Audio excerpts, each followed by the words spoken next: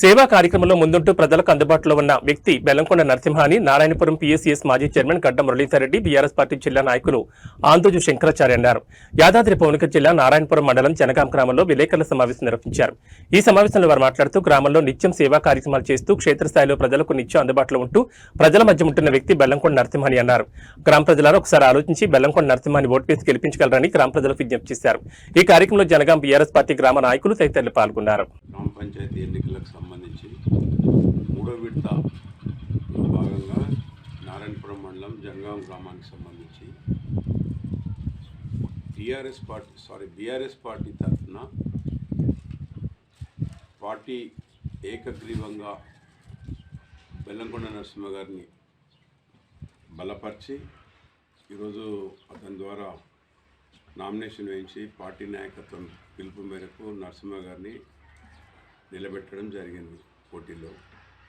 అయితే ఇందులో భాగంగా మేము ప్రధానంగా చెప్పేది ఏంటంటే రేపు 17వ తారీఖు నాడు జరిగేటటువంటి ఎన్నికల్లో బెల్లంకొండ నరసింహకు ఉన్నటువంటి కొన్ని సూచనలు ప్రజలకు తెలుసు.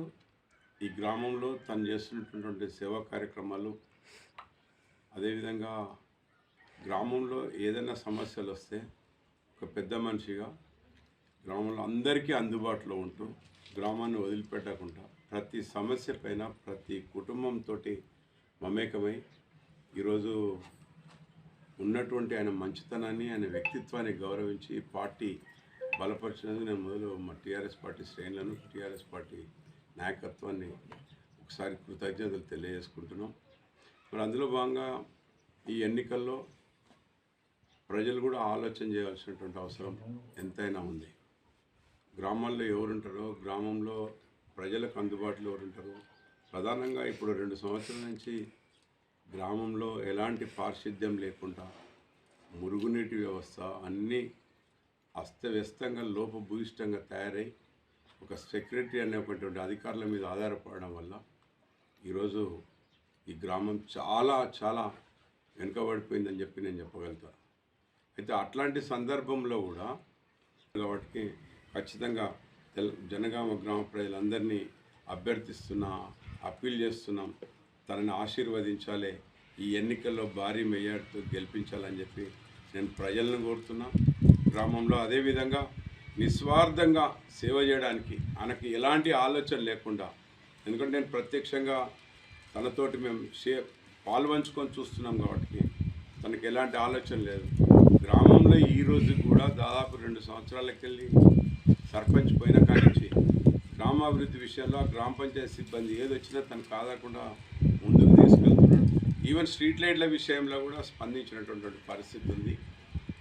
గ్రామ పంచాయతీ స్టాఫ్ని అందరినీ మేనేజ్ చేసుకుంటారు. అంటే తను సర్పంచ్గా లేకున్నా గ్రామంలో సెక్రటరీ పరిపాలన నడుస్తున్నా తను చొరవ తీసుకొని పనిచేసాడు.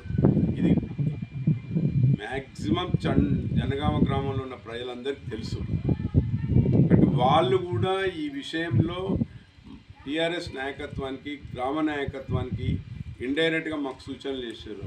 మీరు టీఆర్ఎస్ నుంచి ఏది ఏమైనా బెల్లంకొండ నరసింహను మీరు అభ్యర్థిగా పెట్టవలసిందే, తనైతేనే ఈ గ్రామం కొద్దిగా ముందుకు పోతుందని చెప్పేసి చెప్పిండ్రు. అన్నిటికంటే ముఖ్యంగా నిరంతరం గ్రామంలోనే ఉంటాడు, గ్రామం కొరకే పనిచేస్తాడు. తనకు వేరే రాజకీయాలు ఇంకేదో మండల స్థాయిలో, జిల్లా స్థాయిలో పోవాలన్నటువంటి ఆలోచనలు కూడా లేవు. ఈ గ్రామం కొరకు ఆయన మొదటి నుంచి ఎలాంటి మంచి నిశ్చితమైన అభిప్రాయం ఉందో, దీని మీద ఎంత అవగాహన ఉందో, ఎంత పట్టుందో ప్రజలందరికీ తెలుసు. కాబట్టి ప్రజలు ఖచ్చితంగా బెల్లంకొండ నరసింహ గారిని గెలిపించాలని చెప్పి అభ్యర్థిస్తున్నారు. బాలు టీవీ B6 ఛానల్ ప్రేక్షకులందరికీ నా నమస్కారాలు. ఈరోజు సంస్థ నారాయణపురం మండలం జనగాం రాబోయే సర్పంచ్గా నన్ను గెలిపిస్తే నేను ఊరికి సేవ చేసేందుకు నేను ముందు ఉంటా. నాకు ఒక కోరిక ఏంటంటే ఊళ్ళో నేను అంబులెన్స్ తెచ్చి సేవ కార్యక్రమం చేయాలనుకుంటున్నా.